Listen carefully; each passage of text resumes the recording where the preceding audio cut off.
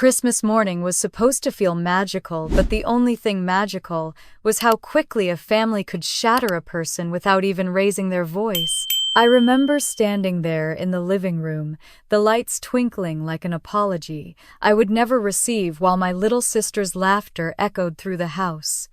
"Come outside! Come outside!" they shouted. And when the garage door rolled up, revealing a shiny midnight blue Bentley with a velvet bow the size of a small child, everyone screamed like we'd just witnessed a miracle.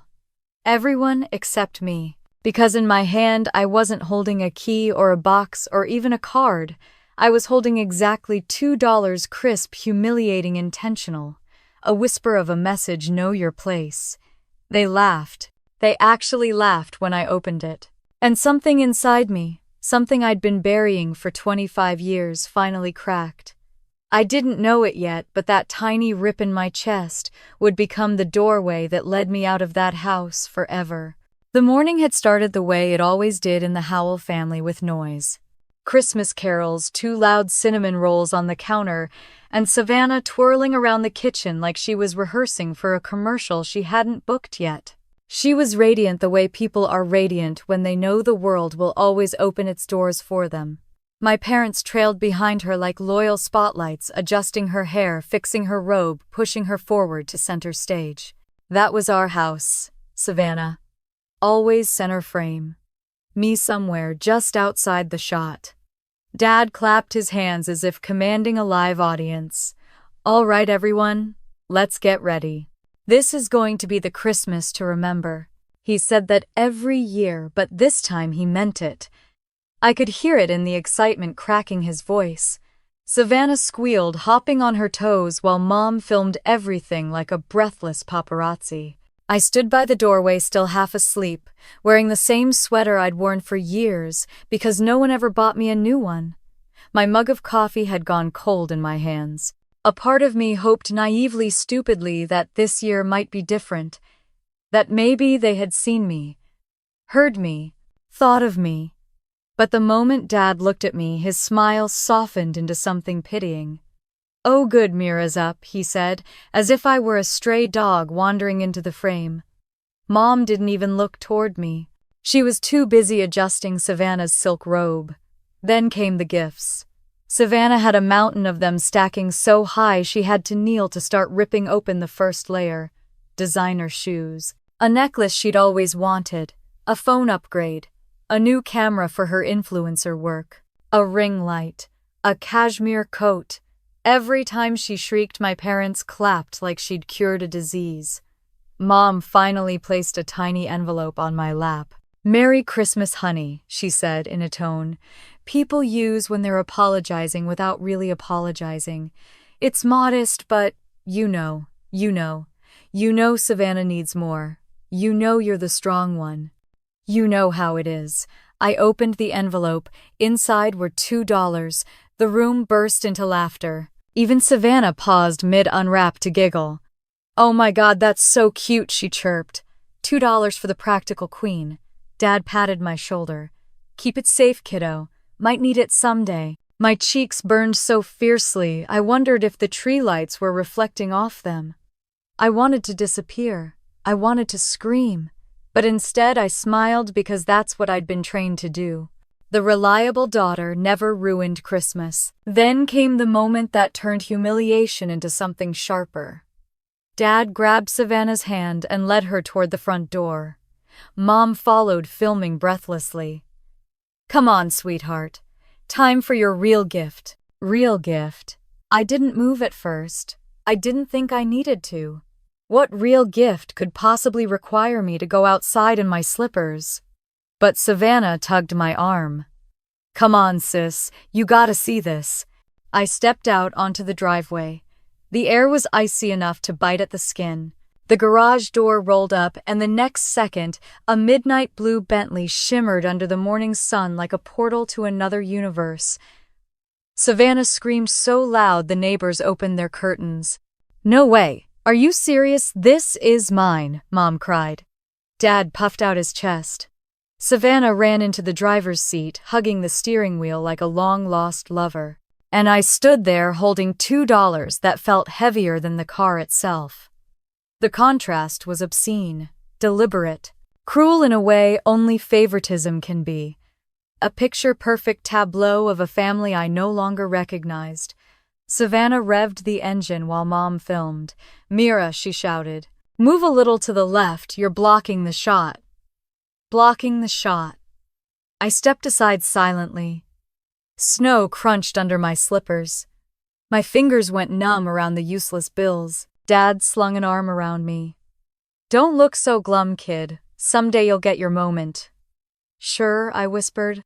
But in my chest, something dark, unfurled, quiet, steady, resolute. When the recording ended, everyone rushed inside to celebrate. Everyone except me. I stayed on the porch watching the sun bounce off the Bentley's polished hood, watching my breath fog the air, watching the life I'd built for them crumble with a simple $2 insult. By noon, the house was roaring with laughter again. Savannah filmed another video. Mom made cocktails. Dad bragged on the phone. And somewhere between their noise and my silence, I realized something terrifying. I had been disappearing for years. And this Christmas, they had finally finished the job. I went upstairs, closed my bedroom door, and stared at my reflection, hair messy, sweater faded, eyes hollow. I didn't look angry. I looked done. By midnight, everyone was asleep. By 1, the laughter had died. By 2, the house was still. By 3, I was quietly packing my bag. Not in a rush, not in fear, in clarity. I folded each piece of clothing carefully into my suitcase. I took nothing I hadn't bought myself. My hands didn't shake. My breathing was slow. It felt like untying a knot inside my chest, one thread at a time. Before leaving, I walked downstairs, slipped into the living room, and approached the glowing tree. Gifts for Savannah sparkled beneath it, their pride and joy, their golden child. I placed something small beneath the branches, right in the center where no one would miss it. An envelope. Inside, it wasn't $2. It wasn't anything they could laugh at. It was something they would never expect. Something that would wipe the smiles off their faces by morning. I zipped my suitcase, stepped into the freezing air, and walked toward my old car. Behind me, the house glowed gold, warm and oblivious. I didn't look back. I didn't need to. Because for the first time in my life, I wasn't grateful. I was gone. I woke to the muted gray of a winter afternoon, the kind of colorless light that makes everything feel quieter than it really is. My phone buzzed angrily on the nightstand, texts, missed calls, notifications stacked on top of one another like debris after an explosion. I didn't touch it. I didn't have the strength to. My body felt hollow, drained, in a way that didn't come from lack of sleep, but from the weight of finally seeing my family for who they truly were. I swung my legs over the side of the bed, the wood floor cold against my feet. For a long moment I sat there staring at the carpet, as if the imprint of my past self was still sitting there, obedient, hopeful, blindly loyal. It was strange how quickly a person could change. How one morning gift of $2 could strip away years of denial. What had happened last night wasn't an awakening. It was a revelation. I wrapped myself in a blanket and made my way to the kitchen. The air smelled faintly of the cinnamon candles I'd burned the week before, though the scent had faded into something softer, almost melancholy. I poured myself a coffee, hands finally steady. The warmth seeped into my palms, anchoring me back into my body. For the first time in years, it was just me. No errands, no phone calls demanding help, no guilt whispering what I owed everyone. My apartment looked small, cramped even. But it was mine. Every bill paid by me. Every cushion chosen by me. Every chipped mug held only by me. No one had ever thanked me for any of it. I didn't need thanks now. I just needed truth. The clock on the stove read 12:32 in the afternoon. I'd slept nearly 10 hours after leaving at 3, my body collapsing under the relief of not having to hold everything together anymore. It felt almost shameful how good that relief felt. How much peace could fit into the tiny cracks where guilt used to live. I sank into the couch, coffee cupped between my palms, and stared at the window. Snowflakes drifted lazily from the sky, landing silently on the railing outside. The world felt quieter, calmer, almost kind. I whispered out loud just to hear it in the air. I'm free. The words didn't echo. They didn't tremble. They didn't hurt. They just existed. A soft knock pulled me out of my thoughts. My neighbor, Miss Langley, stood at my door holding a plate of cookies. She was old enough to be my grandmother, with white curls that looked like snow spun into hair. I saw your car pull in late last night, she said. Thought you might need something warm. I almost cried right there. Someone noticing me felt foreign. Thank you, I managed, accepting the plate. She studied my face with the kind of gaze only older women possess, the one that sees through every defensive smile, every tired excuse. Trouble at home? She asked gently. I swallowed. Something like that. Well, she said, patting my hand, sometimes leaving is the bravest thing a young woman can do. Her words hit me with a force I didn't expect. I nodded because I couldn't speak. After she left, I sat at the table with the cookies untouched, thinking about the years I'd spent mistaking obedience for love. Thinking about all the times I'd been told Savannah needs more than you, as if my needs were optional. Thinking about how my role in the family had never been daughter, it had been insurance. Stability. A reliable backup plan they didn't have to appreciate to use. The snow outside thickened, turning the world white. I watched it fall until I felt balanced enough to reach for my phone. Missed calls from Mom, from Dad, from Savannah. A dozen from an unknown number, probably a friend of my parents. I didn't open any of them, but I scrolled through the preview lines. Mira, where are you? Come home now. We need to talk. You're overreacting. Savannah is devastated. You're really doing this. Call us. Right now. Not one message asked if I was okay. Not one. I placed the phone face down and took a slow breath. Then I grabbed my coat. There was one place I needed to be. The drive across town was slow snowflakes drifting across the windshield like tiny ghosts of yesterday morning. My wipers brushed them away again and again, revealing the road just long enough for me to keep moving. When I pulled up to Howell's Hearth, the family bakery I'd helped keep alive since I was 14, the parking lot was empty. Not unusual for Christmas Day. But the sign above the door had been replaced with a new modern one, black lettering on a matte white background. That wasn't supposed to happen for weeks. My stomach tightened. The remodel, the one they told me was too expensive even to talk about. I stepped inside, and the world tilted. The bakery was unrecognizable. Brand new booths, copper light fixtures, an espresso machine that cost more than my car, a pastry case imported from Italy. Every single thing glittered with money the family absolutely did not have. Money they always said I shouldn't ask about. Money they always told me to trust them with. I walked slowly to the front counter, my fingers brushing the new marble. The surface was cold, smooth, expensive. I tried to swallow the disbelief rising in my throat. It felt like betrayal had its own temperature, icy, sharp, impossible to ignore. Harmony, a part-time college student who worked weekend shifts, stepped out from the back. Her face lit up when she saw me. "Oh, Mira, Merry Christmas," she said cheerfully. "Savannah told us you covered the remodel.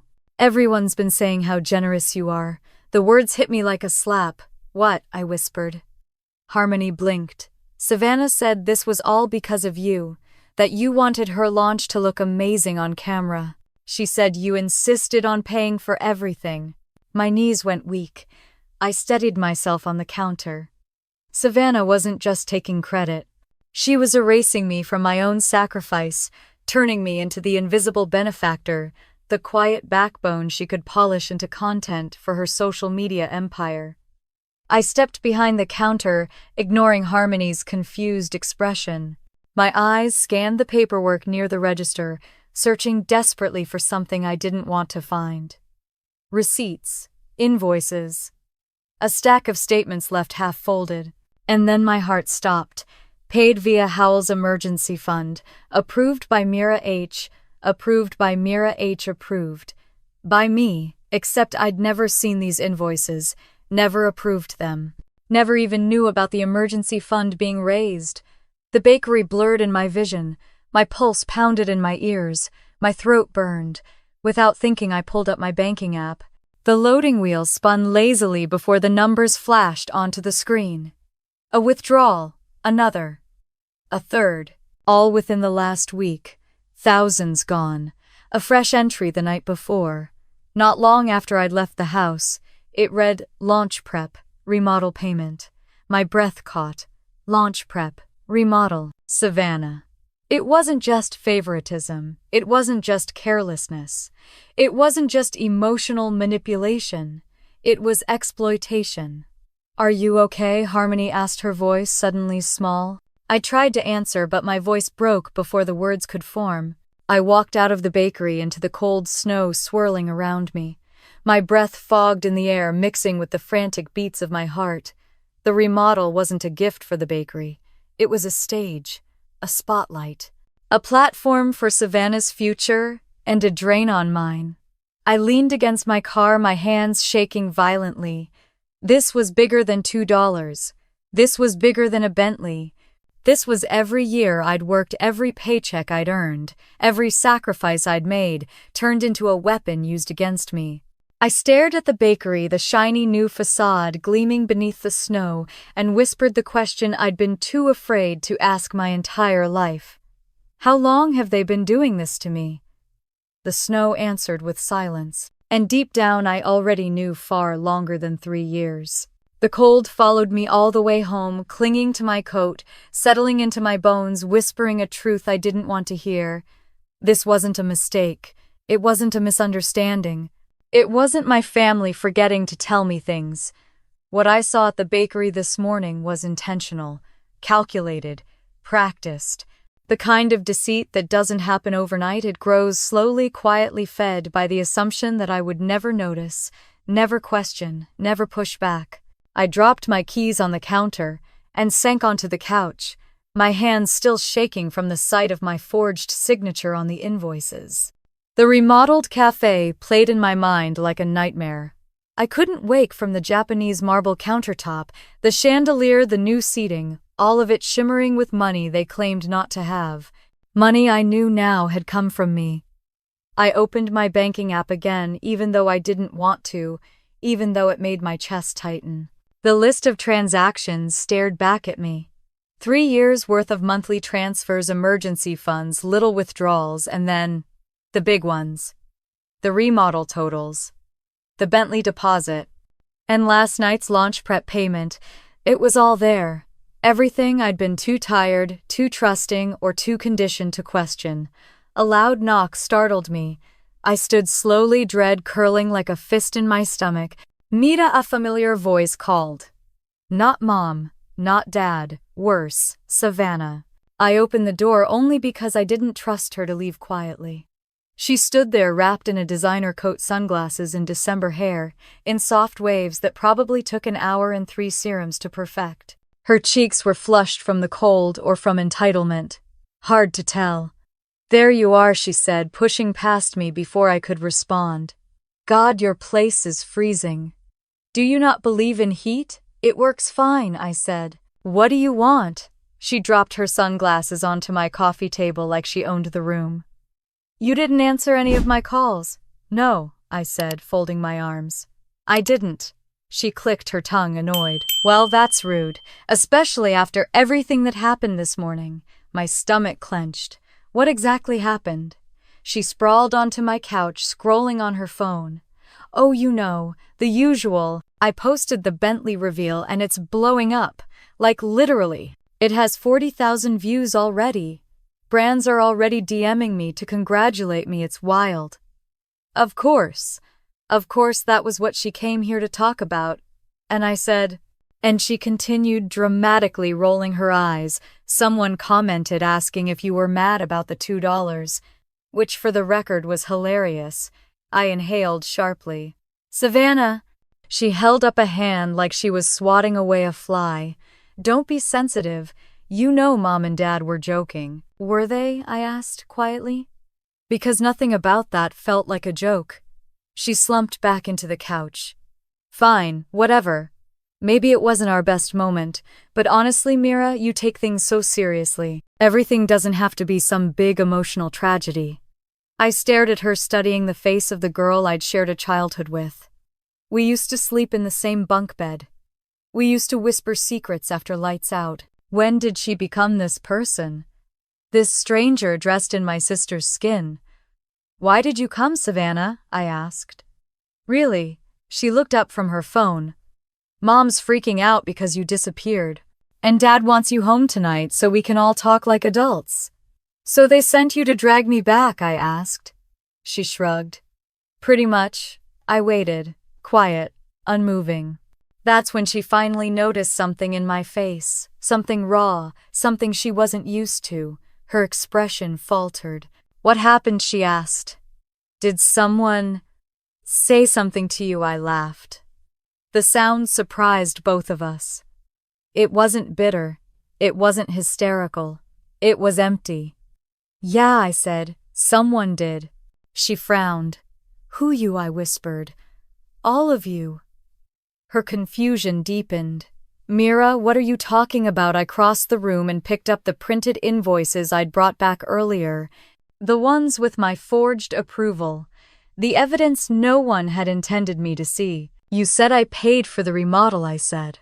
You did, she replied defensively. I mean, you helped the family. Everyone knows that. I did not approve this. I shoved the invoices toward her. Savannah blinked at them like they were receipts for a meal she didn't remember ordering. That's your signature, she insisted. No, I said. It's not. Silence fell, and I watched it, the shift, the slow realization creeping across her face. As someone must, her voice wavered, finally cracking. Maybe Mom just filled it in because you were busy, or Dad thought don't make excuses. My voice was calm, too calm. You told your employees I paid for everything. You bragged about it. She swallowed hard. Because they said it was because of me. They said the launch needed to look amazing, so you agreed to let them use my money, I asked. Without asking me, her breath hitched. She opened her mouth, then closed it again. For the first time I saw something real flicker in her eyes. Not guilt, not regret, fear. Mira, she whispered. Mom said you'd be fine with it. She said you always are. She said you've never said no before. And that makes it okay, I asked. I didn't know, Savannah whispered, her voice shaking. I swear I didn't know they were forging anything. The sincerity in her eyes lasted a second. Then she added, besides, it's not like you're poor, Mira. You make way more than me, and I need a better environment to grow my brand. The remodel isn't just for me, it helps the whole family. There it was. The entitlement. The script. The justification. Savannah, I said softly, I saw the Bentley deposit. Her lips parted. The blood drained from her face. You paid for that, I asked. She shook her head violently. No, I didn't. I didn't know they were going to use Mira. Listen, Mom said they had savings. Dad said stop, I said. Just stop. Tears filled her eyes, but not the honest kind. The kind she used on camera when she needed sympathy. I didn't ask for any of this, she whispered. Yes, you did, I said. You asked every time you pretended not to hear me. Not to see me. You asked every time you took what was mine, and let them call it generosity. You asked every time you acted like you deserved the world and I deserved scraps. She wiped her cheek with the back of her hand. So what, you're leaving us? Just like that, I inhaled softly. No, Savannah. I'm leaving the version of me that let all of you treat me this way. Her face twisted. They're going to lose their minds. Let them, I said. You're ruining Christmas. No, I whispered. You ruined me. I'm just rebuilding. For a moment she stared at me, really stared, as if seeing me for the first time. Not as the background character, not as the bank account, not as the dependable, invisible sister, but as someone with a spine. Mira, please, she said quietly. If you leave, everything will fall apart. I picked up her sunglasses from my table and placed them in her hand. It already has, I said. She stood there, frozen, trembling shoulders, shaking as the truth finally caught up to her. And for once I didn't reach out to comfort her. I didn't step into the role I'd been forced to play my entire life. I opened the door. You should go, I said. She stepped into the hallway slowly, her breath hitching in the cold air. Mira, she whispered, I never thought you'd actually walk away. I met her eyes. I never thought I'd have to. Then I closed the door not on her, but on the life that had never been mine to begin with. By the time Savannah's footsteps faded down the hallway, the apartment felt colder than it had when she first barged in. I stood still for a long moment, my hand pressed against the door. I just closed, my pulse drumming in my ears. The silence felt different now, not peaceful, not comforting. It felt like the quiet that happens right before an avalanche where the ground is still, but everything underneath is shifting, cracking, preparing to fall. I forced myself away from the door and walked toward the kitchen table, where the invoices from the bakery still lay scattered like evidence in a courtroom. My name, my forged signature, my bank account, all weaponized against me. I gathered the papers into a single stack, as if putting them in order might somehow help me make sense of how far things had gone without me noticing. But the truth was obvious. I noticed. I just didn't let myself believe it. I turned on the lamp above the table. The warm light did nothing to soften the harsh reality on the pages. One receipt for the light fixtures alone was nearly $6,000. Another invoice for the custom seating listed a number that made my stomach twist. And then there was the espresso machine one I'd admired online and saved to my wish list, never daring to buy for myself. My parents had bought it using my account without hesitation. I sank into the chair and stared at the numbers until my eyes blurred. I didn't know how long I'd been sitting there, lost in the weight of it all, when my phone buzzed again. I glanced at the screen. Incoming call, Mom. I let it ring, then ring again, and again. By the fourth attempt, I picked it up, not to answer but to turn it off. I couldn't hear her voice. Not right now. Not when the sound of it might pull me back into the old Mira, the Mira who would apologize for being hurt, who would show up no matter how badly she'd been treated, who would fix everything because she was too afraid of losing the only family she had. I wasn't that Mira anymore. I needed space. I needed truth. I needed to understand the actual size of the hole they had dug using my hands. So I did something I hadn't done in years. I went to the bank in person. It was nearly 5 in the evening when I arrived. The lobby was quiet, the kind of quiet that felt sterile and unforgiving. A young woman named Amanda greeted me with a professional smile as I approached the counter. How can I help you today? I placed my ID and debit card on the counter. I need to review the last few months of transactions on my account. And I think there might be unauthorized activity. Her smile faded. She gestured for me to follow her into a small glass-sided office. When she closed the door behind us, the world outside the room seemed to dim. Tell me what's going on, she said gently. I took a breath, the kind that feels like dragging something heavy out of your chest. I think someone's been using my account, and I think they've been doing it for a while. The same person, she asked? I swallowed. My family. Amanda typed on her computer, her brow furrowing as she scrolled. There have been multiple large withdrawals over the last 90 days, she murmured. And several changes to your automatic transfers. My stomach dropped. Changes, yes, she said. Your monthly transfer amount doubled 3 months ago. The authorization was signed in person. I froze. Signed by who? She clicked open a scanned form and turned the screen toward me. Signed Mira Howell. But the signature looked off, stiffer, unnatural, like someone had traced my name from an old birthday card. That's not mine, I whispered. Amanda's voice softened. If you'd like, we can initiate an investigation into potential identity misuse. Identity misuse. Hearing those words out loud almost broke something in me. I nodded slowly. Please. She printed a packet of forms and slid them toward me. This will take some time. But you should know you're not responsible for payments you didn't authorize. The words were a lifeline thrown into dark water. Not responsible. For the first time someone said it, and I realized how desperately I'd needed to hear it. I walked out of the bank into the freezing air, the wind cutting across my cheeks. Darkness had settled across the city streetlights, flickering to life one by one. My breath curled in front of me as I exhaled slowly. I needed answers. I needed to see exactly how deep this went.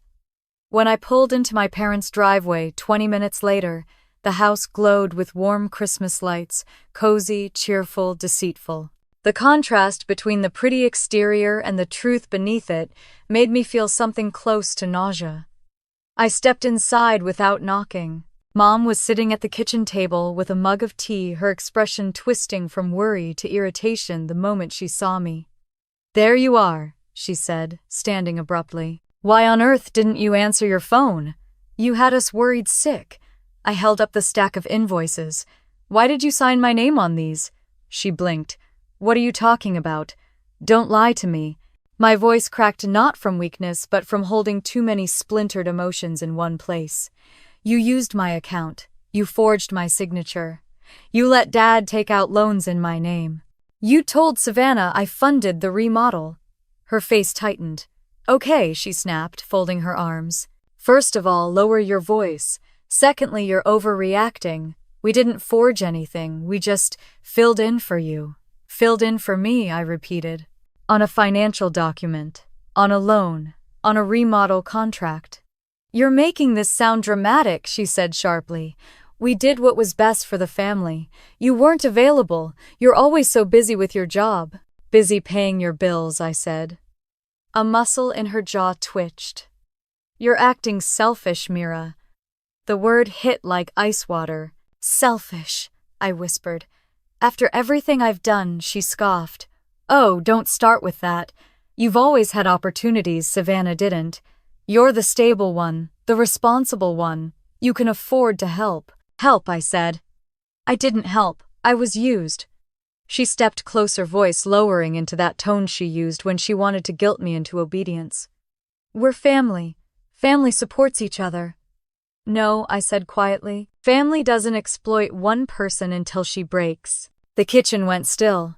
Mom opened her mouth but no words came out, and that was when the front door opened and Dad walked in with Savannah behind him. He took one look at my face and the papers in my hand and sighed as if I were a child throwing a tantrum. "What's this about now?" he asked. "Your daughter is upset," Mom said tiredly. "She thinks we forced her into things." Dad looked at me with exasperation. "Mira, you need to calm down. You're blowing this out of proportion." "Proportion? A Bentley, a remodel, fraud, loans, years of being drained." "Tell me the truth," I said, voice shaking. "How long have you been using my money without asking me?" Dad's eyes flickered. "Just for a second, but long enough, and that was all I needed." "Get out," he said, losing patience. "If you're going to ruin Christmas with your drama, just get out." I inhaled slowly, then nodded. This wasn't my home anymore. It never had been. As I walked out into the cold night, Mom called after me, "Don't do anything stupid, Mira." But it was too late for that. The stupid thing had been staying this long. The stupid thing had been trusting them. I got in my car, hands trembling on the steering wheel, and for the first time in my life, I whispered the truth out loud. They never loved me. They loved what I gave them. Snow fell softly against the windshield, blurring the view of the house behind me.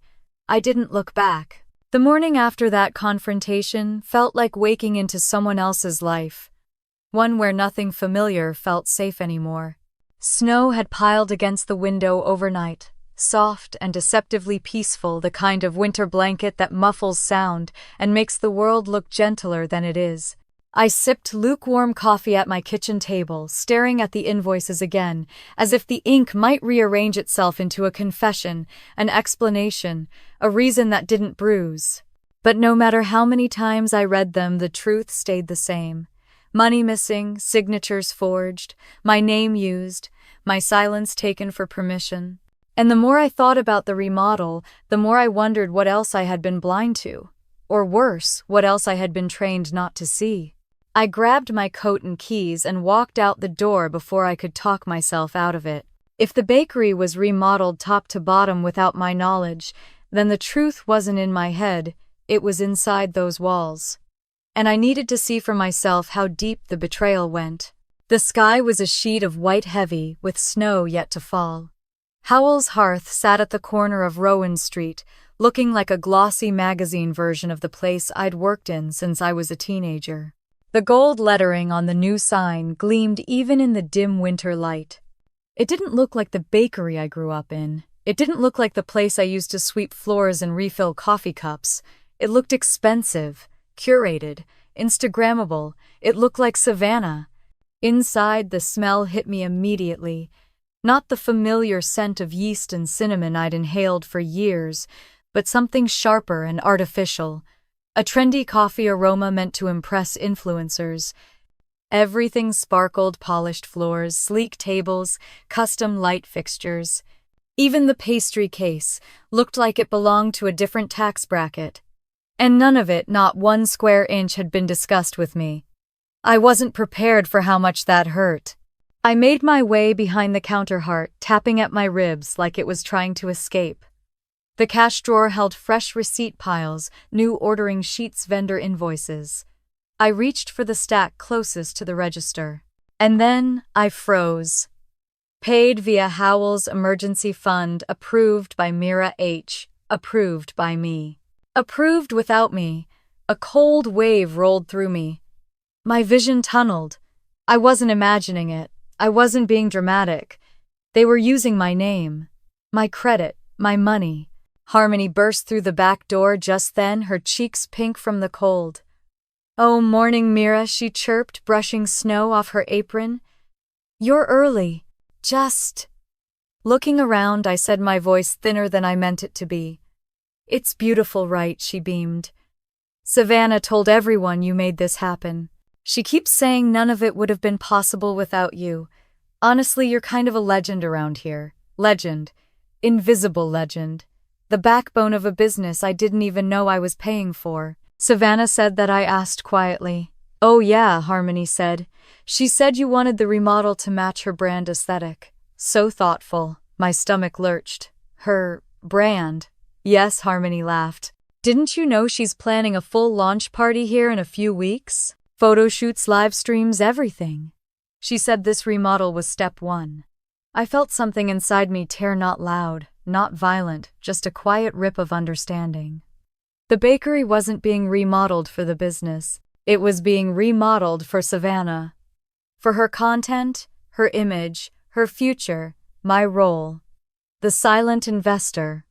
The funding source. The strong one who never asked questions.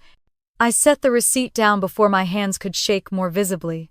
"Thanks, Harmony," I murmured and slipped into the back office. The room was cleaner than I'd ever seen it. New shelves labeled bins, a fresh coat of paint. But the trash bin in the corner was overflowing, crumpled papers sticking out like little white flags of surrender. Something in me whispered to look, and for once I listened to that voice instead of silencing it. I reached into the bin, pulling out the top layer of crumpled documents. Most were discarded drafts, packing slips, vendor notes. But then I found it. A contract. Thick paper, heavy print. The heading read Howell's Hearth 2, New Location Agreement. My breath caught as I smoothed it out. Owner Savannah Howell, financial backer Mira Howell, amount $48,000, initial investment status approved. I staggered back a step. The room dimmed, sound dulled, and for a second I thought I might faint. This wasn't a remodel. This was an expansion. A whole new bakery. A whole new branch. A whole new business, funded by me. Without my approval, without my knowledge, without my consent. I stared so long at the contract that the words blurred. My chest burned, and then the burn spread, rising like smoke into my throat, making it impossible to breathe. The door creaked open. "Mira," I turned to see my father standing there, coat still dusted with snow. His eyes flicked from the papers in my hand to my face, and something like annoyance, not guilt, not shame, crossed his expression. "What are you doing here?" he asked. I held up the contract. "What is this?" he sighed, as if I were a problem employee instead of his daughter. "You weren't supposed to see that yet." "You weren't supposed to sign my name," I shot back. He closed the door behind him. "Mira, calm down." "Don't," I said. My voice shook, but the words came out steady. "Don't tell me to calm down." He pinched the bridge of his nose. "You're blowing this out of proportion. We're a family. We help each other. Savannah needed a leg up, and you've always been in a better position financially because I've worked," I said. "Because I've built everything I have, and we're grateful," he said sharply. "But Savannah is the future of this family. Her brand is growing. She's the one who can bring attention to the bakery." "And I'm what I asked." The wallet, he didn't answer. That silence told me more than any lie he could have invented. I pushed past him into the front of the bakery, the air thick and suffocating. Harmony looked up from the counter, startled, but I didn't slow down. I walked straight out into the snow, the cold slapping my face like truth finally waking me. My car felt a mile away. My heartbeat was too loud. My lungs too tight. Everything inside me was screaming, "Get out! Get out! Get out!" By the time I reached my car, I couldn't feel my fingers. I leaned against the door, closing my eyes, breathing hard. The remodeled bakery stood behind me like a monument to every year I let myself believe love looked like loyalty without boundaries. A monument I had paid for.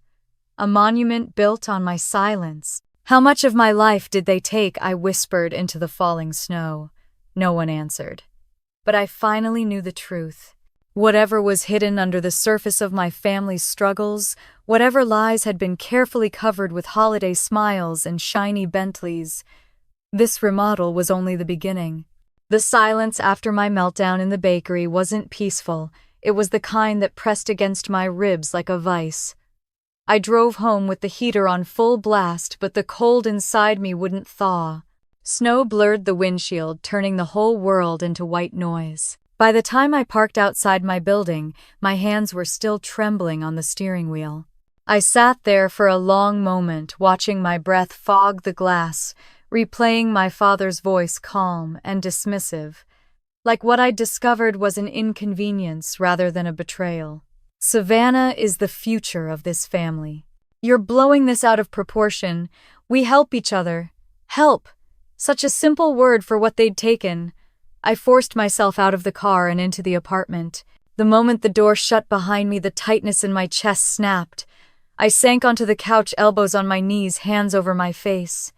The tears didn't come, not yet. The anger was too hot for crying. My phone buzzed. I didn't need to look to know who it was. "Mom." I let it ring until it stopped. Then it buzzed again. "Savannah." And again, "Dad." Finally, I turned the phone off and tossed it onto the kitchen table. I needed space.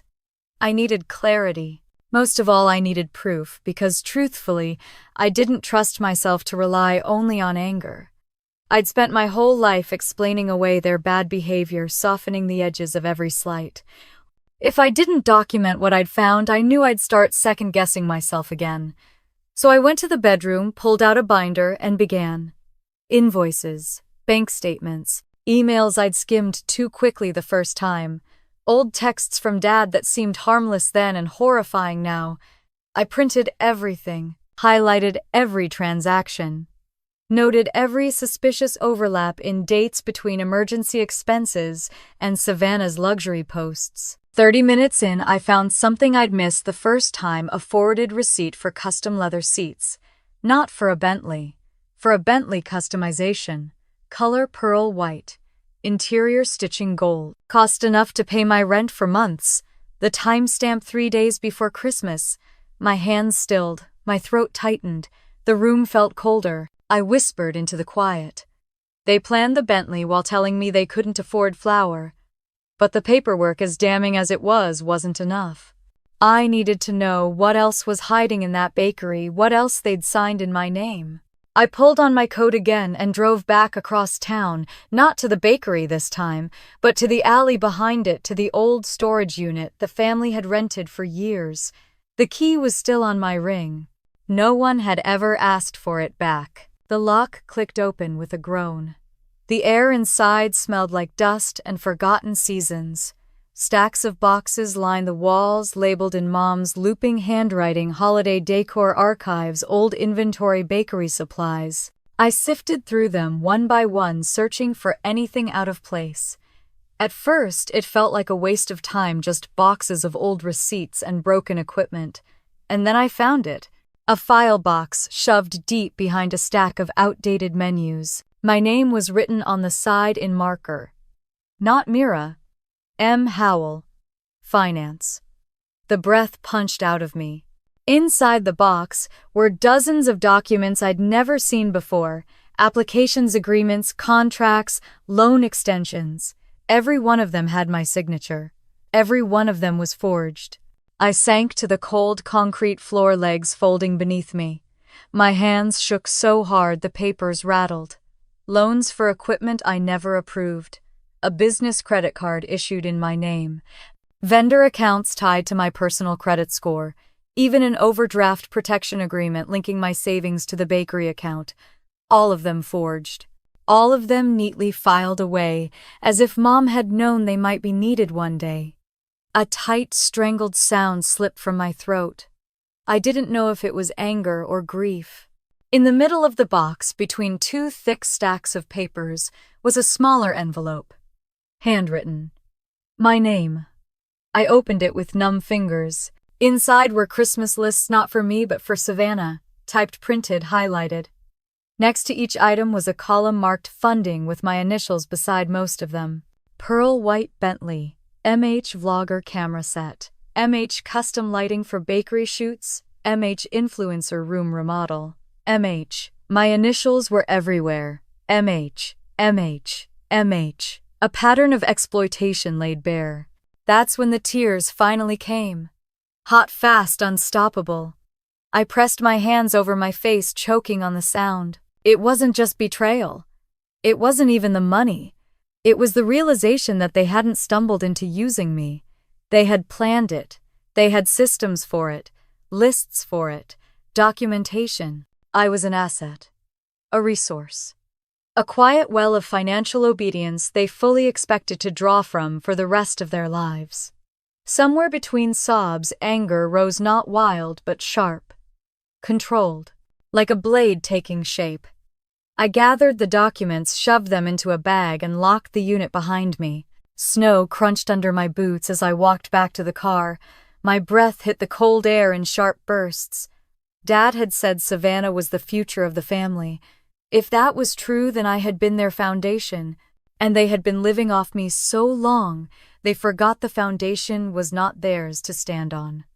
I drove home slowly, each mile pulling me deeper into a clarity I'd never felt before. The city lights blurred past the windshield. Snowflakes spun in the air like ash. By the time I reached my apartment, I knew exactly what I had to do, not out of vengeance, but out of necessity. Because if I didn't cut them off now, I would never get free. I wouldn't have a future that belonged to me. I spent the rest of the evening scanning documents, organizing them into folders: financial abuse, forged signatures, unauthorized debts, business misuse. The truth, categorized and undeniable. Around midnight, I opened a new document on my laptop and began typing. Not a letter, not an explanation, not a plea, a statement. Short, final, unshakable. This ends now. I stared at the words for a long time. My hands tingled with adrenaline. My heartbeat was steady, almost too steady. When I finally lay down that night, I didn't cry again. I didn't get angry. I didn't spiral. For the first time in years, my mind was quiet, because now I had proof. Now I had resolve. And soon they were going to lose the one thing they thought they'd always control: their access to me. Their access to my kindness, my silence, my money. Tomorrow everything would change. They just didn't know it yet.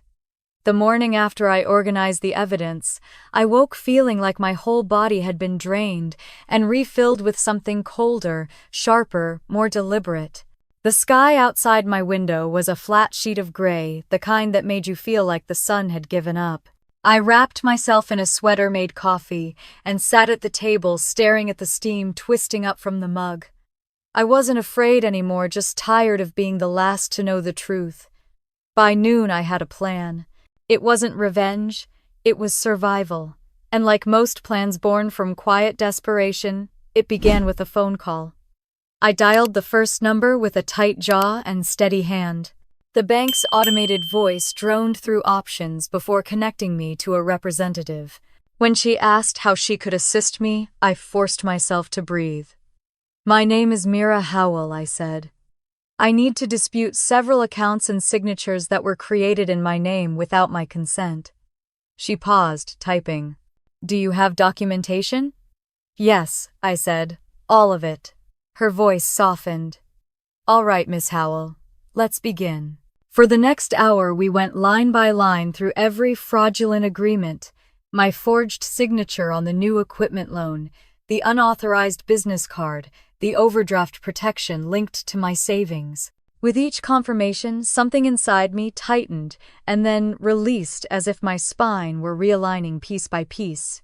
When she said, "These will be flagged for investigation," I exhaled for the first time in days. Next, I called the county business office about the unknown expansion permit, then the vendor accounts, then the credit bureau.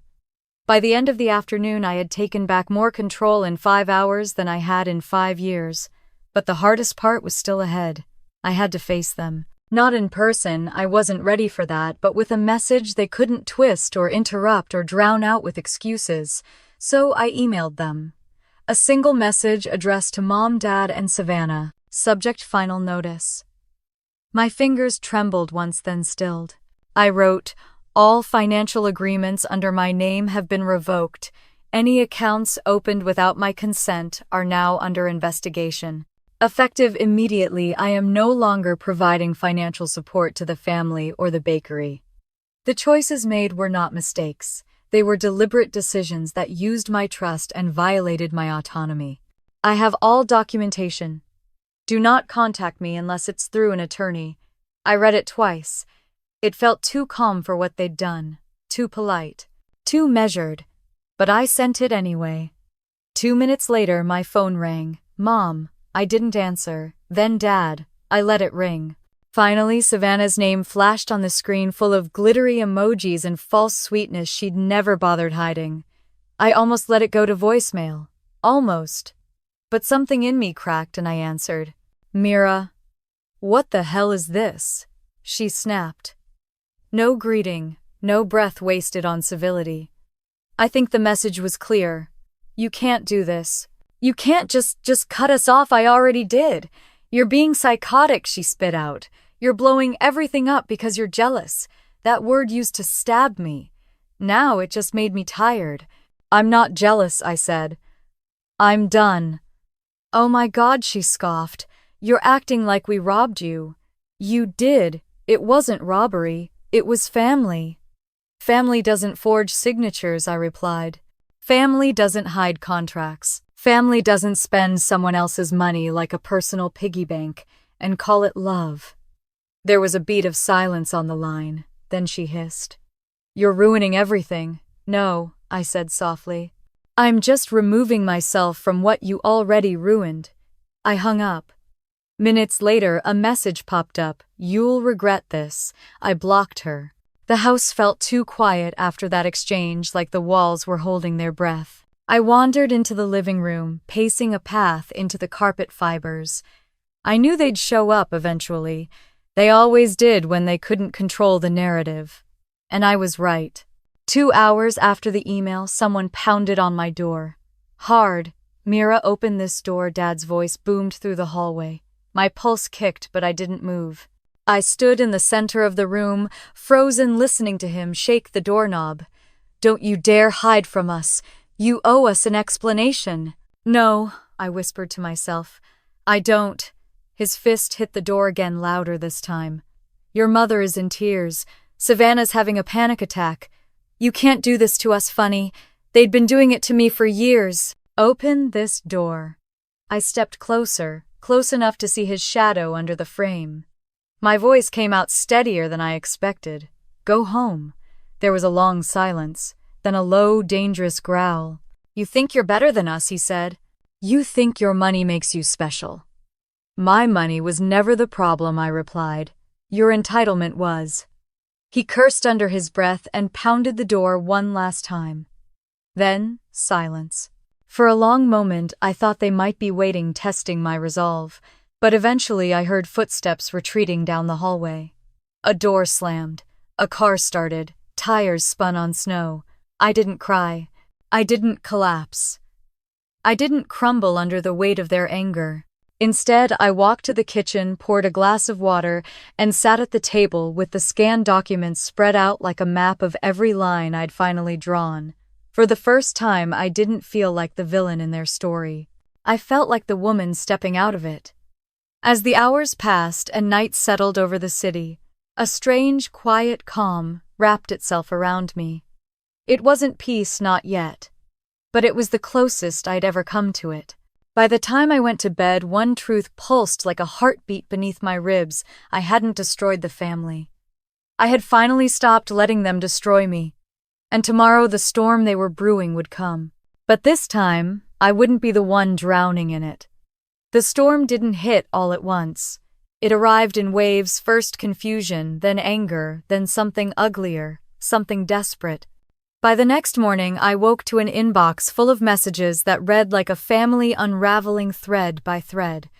I didn't open any of them at first. I just stared at the screen, letting the weight of their words sit untouched like a tray of food brought to someone who'd already lost their appetite. Outside, snow was melting into slush, dripping steadily from the roof in soft, irregular taps. It felt like the world was thawing while my family was freezing over with panic. I finally opened Mom's first message. "Mira, sweetheart, we need to talk. I don't understand why you're doing this. Your father is distressed. Savannah is upset. Please call us. You're scaring me." The next one came an hour later. "You don't mean those things. Families have misunderstandings. Let's clear this up before it gets worse." And then another. "I'm begging you, don't escalate this. It will ruin us." Ruined. That word again. They had ruined nothing of mine, not anymore. That morning, with a steady mug of coffee in my hands, I scrolled through each message with a growing sense of clarity. Then I saw Dad's. "This is betrayal. We trusted you. I didn't raise you to be like this." I set my phone down as if it were hot. They still weren't seeing it. They couldn't see that for the first time in years I wasn't acting out of guilt or fear. I was simply choosing myself. By noon, my phone buzzed again, this time from an unknown number. I hesitated before answering, expecting another plea or threat. Instead, a calm voice introduced himself as a representative from the bank. "Miss Howell, we're calling to confirm the fraud investigation is underway. We'll need you to complete an affidavit and provide the documents you mentioned." "I have everything ready," I replied. "Good," he said. "We'll also be freezing the implicated accounts until our review is complete." The words washed over me like warm water. Freezing the accounts. The bakery accounts. The messy, stitched-together financial web they'd built using my name. I thanked him and hung up. My breath trembled not with fear, but with a strange, cautious relief. Only an hour passed before the first explosion arrived. This time the message came from Savannah. "What did you do?" I didn't answer. She called immediately. I didn't pick up. I paced the apartment, heart pounding, waiting for the next hit like a soldier bracing for artillery. It came 10 minutes later, another message, this one longer, frantic. "The bank just called. They froze everything. The Remedel funds. The vendor accounts. Dad is going crazy. They said you filed fraud. They said you have evidence. What are you doing?" I sat on the couch and let the words sink in. For the first time, I felt the scale of what they had been doing behind my back. The bakery wasn't just remodeled, it was financially drowning, and I had finally cut off the oxygen. My phone buzzed again. "Mom, Mira, honey, please answer. We didn't think it would go this far. Your father is calling every bank and lawyer we know. Savannah is having a breakdown. You've put us in a terrible position. Talk to us." I typed slowly, deliberately. I told you not to contact me unless it was through an attorney. I hit send and blocked her. My hands shook afterward, not from doubt but from release. Years of swallowed resentment had finally sharpened into a spine. The rest of the day passed in a blur of dull light and rising tension. I couldn't focus on work. I couldn't read. I couldn't stop walking from window to window. I wasn't scared of what they would do next, I just knew I would not go back to who I was. Around sunset, a knock rattled my door, loud, sharp, impatient. I froze. My heart slammed against my ribs. Then I heard her voice. "Mira, I know you're in there, Savannah." I closed my eyes for a moment, then stepped quietly to the door, resting my forehead against the wood. She knocked again. "Open the door. Don't be a coward." Her voice cracked on the last word. "I'm leaving if you don't open. I swear to God." Her voice wobbled. She wasn't angry, she was unraveling. "Please," she said softer now. "Please open the door." I stayed silent. After a long pause, I heard her slide down the door, her back hitting it with a soft thud. "I don't understand why you'd do this," she whispered. "We're family. You could have just talked to us." My throat tightened. Talk, I had talked. For years. They just never listened. She kept going, voice unspooling like thread. "Dad said you're punishing us. Mom keeps saying you're unstable. The bakery is shutting down. Everyone online is talking about us. People are saying you're the reason everything is falling apart." I closed my eyes. That last part wasn't surprising. When people lose their scapegoat, they panic. Then Savannah said something that made my pulse spike. "Dad said the expansion contract is invalid now." He looked like he was going to throw up. "You ruined everything." Ruined everything. Again. Everything I had ruined was built on my stolen foundation. Outside the door, she sniffled. "Can you please just talk to me? Tell me what you want. Money apology. I'll do it. Just fix it." Her words sliced through me. Not because of guilt, but because of how familiar the pattern was. Money apology. Fix it, all the ways they had shaped my role in the family. I stepped away from the door and whispered to myself, "No more." Eventually, Savannah stood, her shadow shifting under the doorframe. "Fine," she said, voice hollow. "But don't pretend you didn't destroy us." Her footsteps faded down the hall. When she was gone, the silence that followed wasn't oppressive. It was clarifying. I sat by the window and watched darkness fall across the city. A single snowflake drifted past the glass, floating slowly like a piece of ash from a fire finally dying out. I whispered into the empty room, "I didn't destroy you. I just stopped saving you." The truth sat steady in my chest, no longer painful, only real. And even though I knew the fallout wasn't over, not by a long shot, I felt something new begin inside me. Strength, boundaries, a sense of self not tied to being needed. Tomorrow they'd panic even more. Tomorrow they'd scramble. Tomorrow they might even show up again. But tonight, I finally allowed myself to breathe. And it felt like the first breath of my whole life. The days that followed felt strangely quiet, as if the world had taken a breath and was holding it, not in peace but in anticipation. I kept waiting for the next blow, the next email, the next knock at my door. But after Savannah's meltdown in the hallway, everything went silent. Not peaceful silence, tense, charged, like the moment before glass shatters. I tried to return to normal life. I went to work, made coffee in the mornings, even forced myself to read a book at night. But the quiet had weight. It sat on my chest, reminding me that my family wasn't done, not by a long shot. The bakery accounts were frozen. Their remodeling money was gone. The expansion was dead. Savannah's influencer income was suspended, pending investigation of financial misconduct. They weren't going to let that stand. On the third morning, as I stepped into my apartment hallway with a bag of trash, the neighbor 2 doors down poked her head out. "You doing okay, honey?" she asked. I blinked, surprised. "Yeah. Why?" "Well," she said, lowering her voice, "you had a visitor last night. A loud one. Looked like your mama. She was crying. My stomach dropped. Crying pacing outside your door for almost 10 minutes, the woman said. I was about to call security. I froze in the hallway, trash bag dangling from my fingers. I hadn't heard anything. I'd been asleep. Or maybe I'd trained myself not to hear anymore. I thanked her quietly and went back inside, checking the peephole. Nothing. Just the vague shape of snowy footprints leading away. I didn't know whether to feel relieved or afraid. By noon, I found my answer. A letter sat in my mailbox. No stamp, no postmark, just my name written in my mother's handwriting. My chest tightened as I carried it inside. The paper was soft around the edges, as if it had been held too tightly or for too long. I opened it slowly. Mira, I don't understand why you're doing this to us. Your father is sick with worry. Savannah hasn't slept. The bakery may close and we will lose everything. You're our daughter. You've always been our strong one. Please stop this before it ruins us for good. We never meant to hurt you. We just needed help. We thought you understood that. Please come home and talk to us. Love, Mom. I read it twice, then set it on the counter. My hands were steady. My heartbeat wasn't. Because the letter wasn't an apology. It wasn't accountability.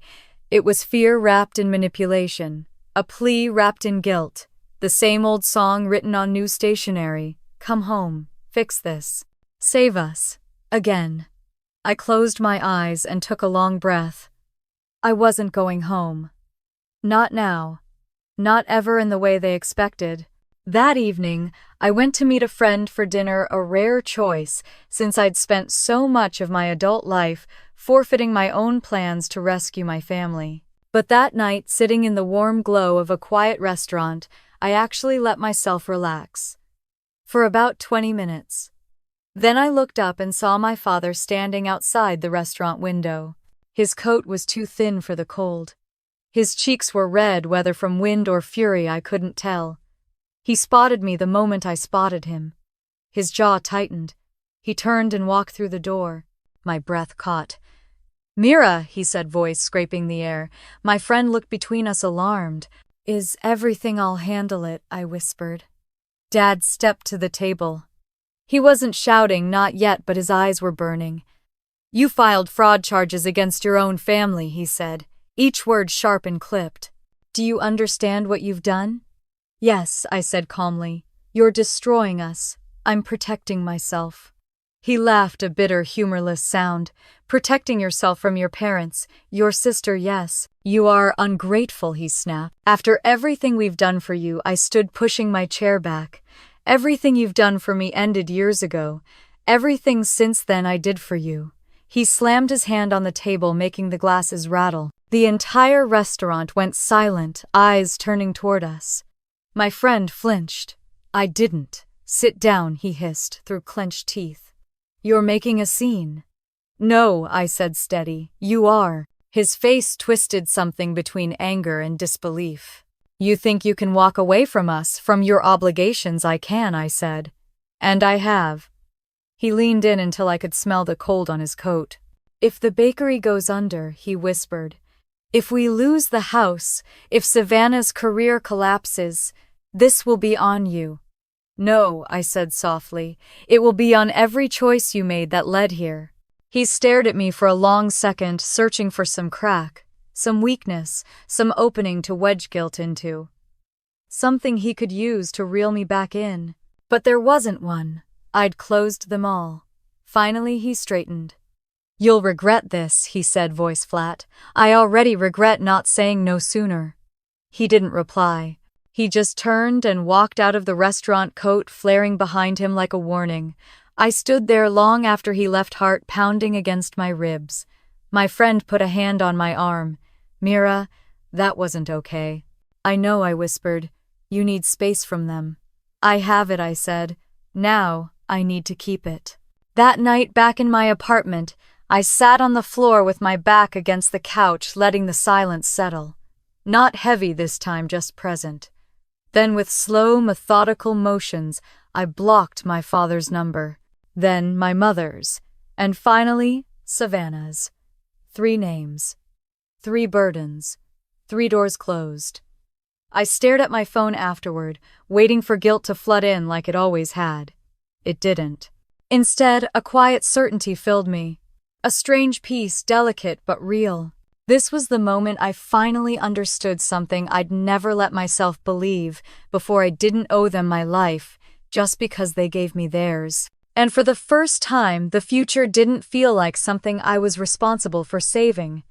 It felt like something I was allowed to claim. Tomorrow the fallout would deepen. Tomorrow the bakery's closure would hit the news. Tomorrow their panic would turn into desperation.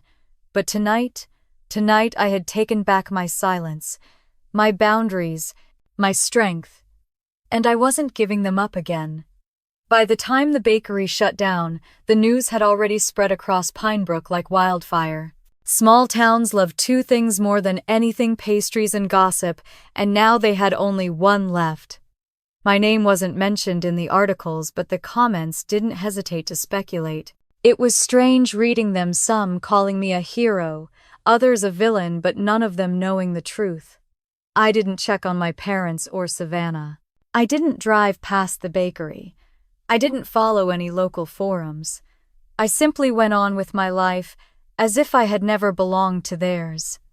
The quiet was still strange, but no longer suffocating. It felt earned. But karma has its own timetable, and when it comes fast. 2 weeks after my confrontation with Dad at the restaurant, I woke to an email from the county court system. Notice of pending legal action. My stomach twisted as I opened it.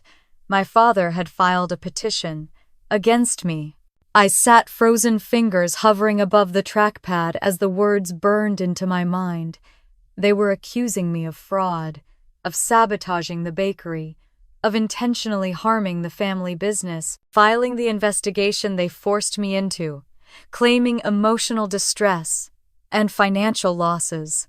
I stared at the screen, unable to breathe for a moment. It was the kind of document that could ruin someone if they were unprepared. But I didn't panic. I didn't cry. Instead, I stood up, walked to the window, and let the cold sunlight hit my face until my heartbeat steadied. Of course it had come to this. When manipulation failed, they escalated. When guilt didn't work, they went legal. It was the only script they knew. I picked up my phone and dialed the first lawyer I could find, a woman named Vanessa Long, with a reputation for dismantling financial abuse cases like a surgeon with a scalpel. She answered on the second ring. "This is Vanessa." "My name is Mira Howell," I said. "I need help." The calm certainty in her voice was the lifeline I didn't realize I'd been waiting for. "Tell me everything." So I did. Every invoice, every forged signature, every emergency loan, every credit extension, every moment I swallowed my own needs because no one else cared. When I finished, Vanessa exhaled sharply.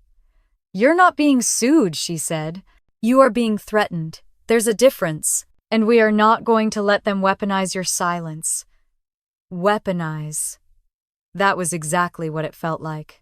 We met the next morning in her office, clean lines, soft lighting, walls covered in framed certifications and photos with judges. Vanessa didn't waste time.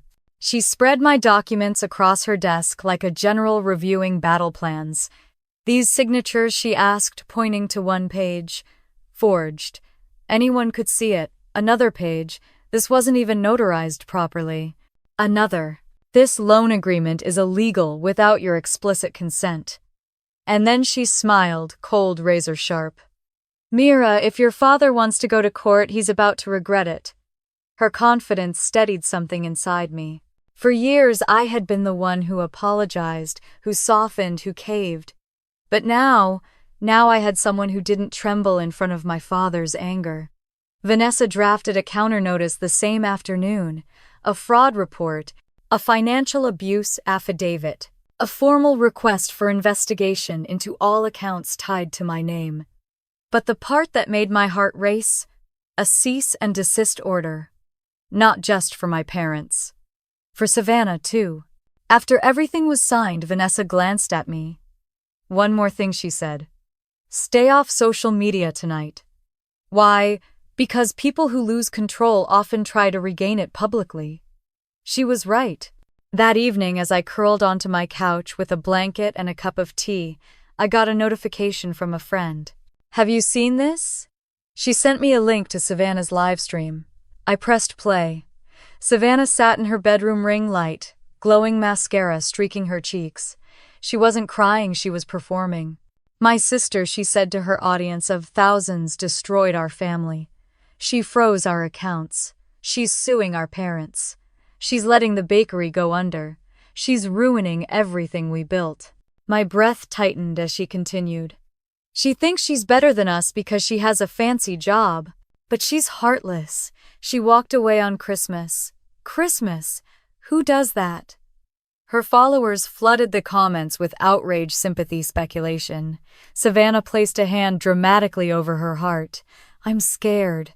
My dad's health is getting worse. My mom cries every night. And Mira doesn't care. She doesn't care about us at all. The performance would have fooled many people, but not me, not anymore." I watched the video until the end.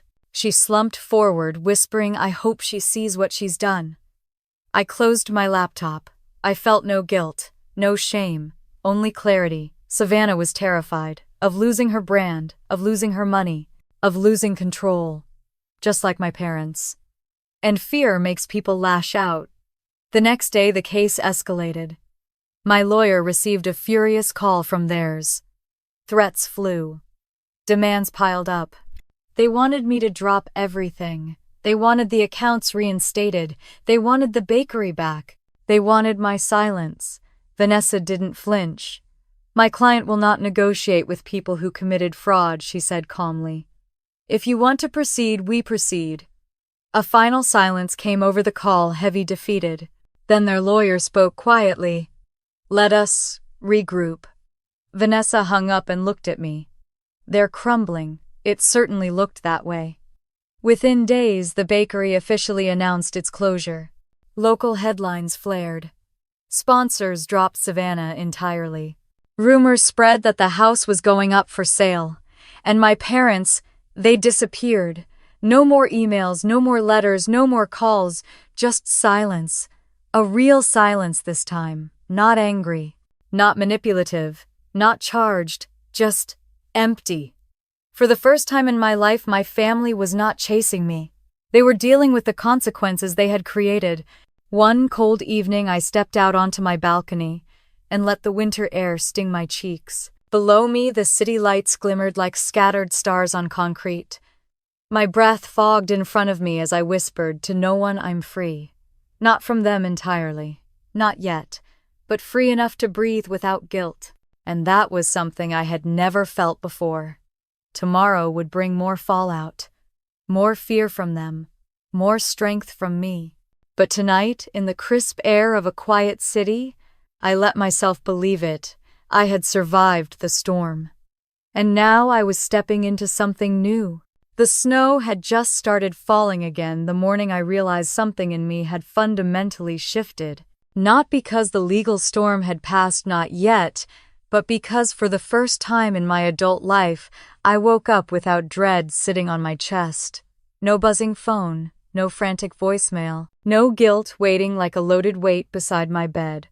Just quiet, soft, almost gentle. I stretched under the blankets and let the silence settle in. It felt unfamiliar, like wearing someone else's coat, but it fit. Slowly, it began to feel like mine. I made coffee, opened the curtains, and watched the world outside soften under a thin sheet of snow. Pinebrook always looked better in winter. Clean. Slow. Reflective. I spent the morning reading a book I hadn't touched in months. A real book with pages soft from years of use. The kind I used to love before my life became one long emergency response to everyone else's needs. 2 chapters in, I realized I hadn't checked my phone once. I didn't want to. Around noon, I grabbed my coat and stepped outside. The air was sharp, the kind that wakes you instantly. I walked through town past the florist, the old library with the cracked stone steps, the quiet bakery that was no longer mine to save. Halfway down Maple Street, someone called my name. Mira, I turned and saw her Mrs. Halpert, my old neighbor from childhood. The woman who used to bring us gingerbread cookies every December and complain about the squirrels eating her tulips. She approached with careful steps, bundled in a wool coat far too big for her. I heard about everything, she said gently. You holding up okay? I offered a small smile. I'm getting there. She patted my arm, warm and maternal, in a way my own mother hadn't been in years. Families are complicated, she murmured. Sometimes love changes shape, sometimes it breaks, but sometimes it grows back into something stronger. Give yourself time. I nodded, though I wasn't sure I believed in the growing back part yet. As I continued walking, I found myself at the edge of Pinebrook Park. The playground was empty, swings swaying lazily in the cold. I sat on a bench and let the wind sting my cheeks.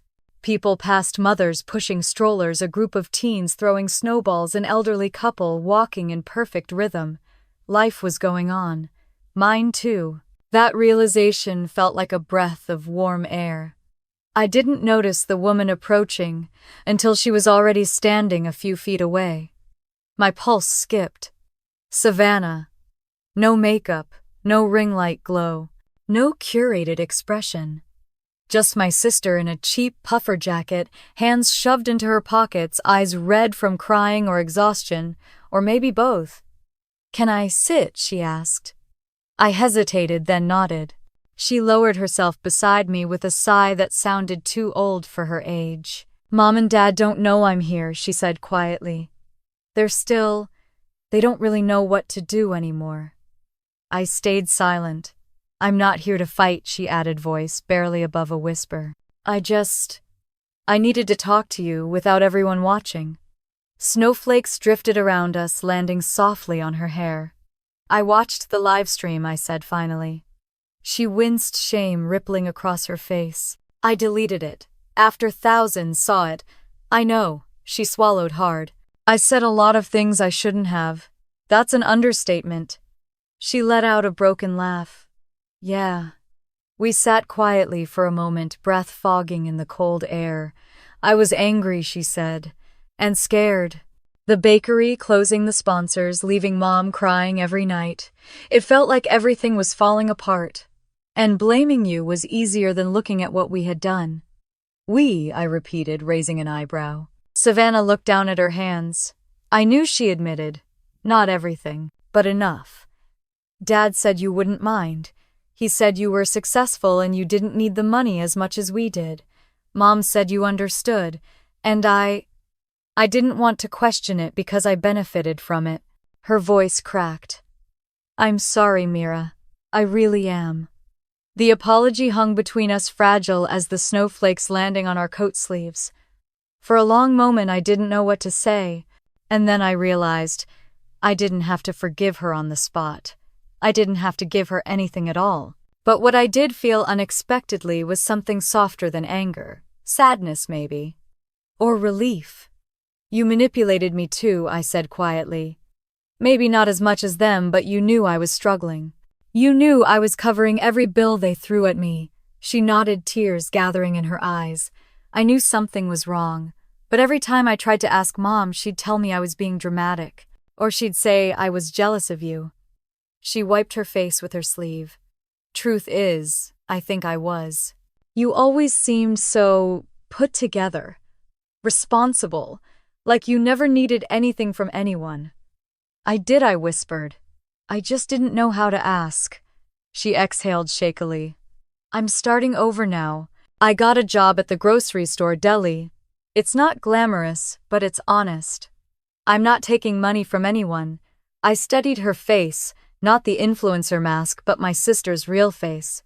Young, scared, trying. Good, I said. She nodded. Mom and Dad, they're living with Aunt Elaine for now. Mom keeps talking about selling the house. Dad's still angry. But they're not blaming you anymore. They're blaming themselves. I didn't know how to react to that. The image of my father blaming himself didn't fit easily in my mind. They want to see you, she added gently. Not to ask for anything, just to talk. I don't know if I'm ready, I admitted. "That's okay," Savannah said. "You can take your time." We fell into silence again, watching the snow swirl across the empty playground. After a long moment, she stood. "I should go. But Mira, yes, thank you," she said, voice trembling. For walking away. It was the only thing that made us finally wake up. I watched her leave, her boots crunching through fresh snow, her figure fading into the pale winter haze. When she was gone, I leaned back on the bench and closed my eyes. I didn't forgive everything. I didn't forget everything. But something inside me loosened, not forgiveness exactly, more like space. Space to heal. Space to choose. Space to breathe. I stayed there until my fingers grew numb, then walked home slowly, each step grounding me more firmly into my own life. That night I sat by the window with a cup of tea, and for the first time in a very long time, I wrote in my journal, not about pain, not about betrayal, but about possibility. A new chapter was forming in front of me, and for once, I wasn't writing around my family. I was writing for myself. Tomorrow, I knew, would bring a choice, one that might reshape everything again, but I no longer feared that choice. Because whatever came next, I finally knew my life was mine to decide. The morning I finally agreed to see my parents arrived with a soft gray sky, the kind that made the whole world feel like it was holding its breath. I woke with a strange calm in my chest, steady quiet, almost unfamiliar. It wasn't forgiveness, not exactly. More like readiness. I had spent months rebuilding myself piece by piece, boundary by boundary. Now, for the first time in years, I felt strong enough to face the people who had once convinced me that strength was the same thing as sacrifice. I got dressed slowly. A warm sweater. Dark jeans. Boots steady enough for winter sidewalks. I didn't wear makeup. I didn't tie my hair into anything neat or impressive. I didn't need armor. Not anymore. At noon, Savannah texted me the address of the apartment where our parents had been staying. A small one-bedroom above Aunt Elaine's garage, nothing like the big house they'd lost. I stared at the message for a long moment before putting on my coat and stepping outside into the cold. The drive took 20 minutes.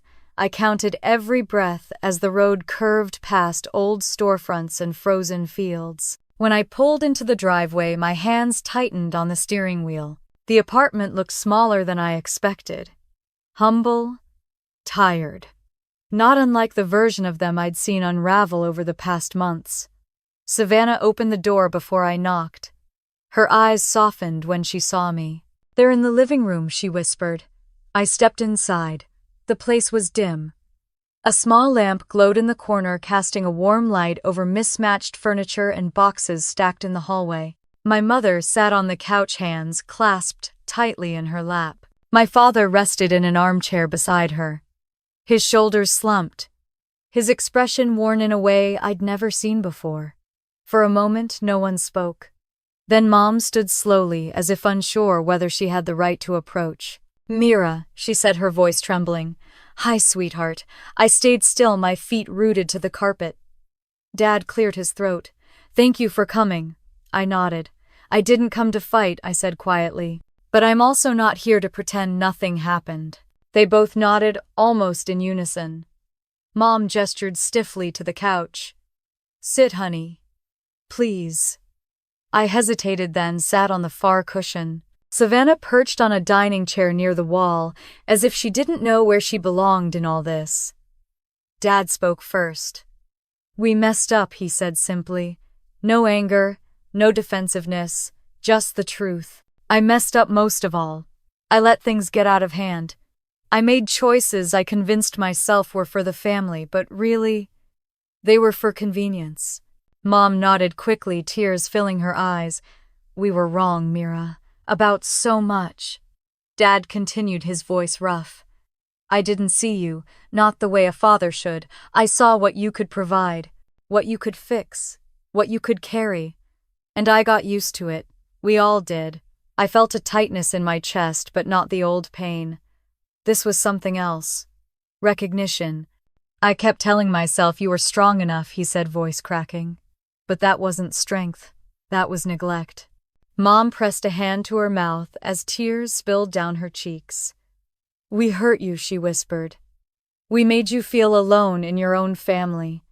And that's something I can't take back." I swallowed hard. I needed boundaries. I needed to breathe.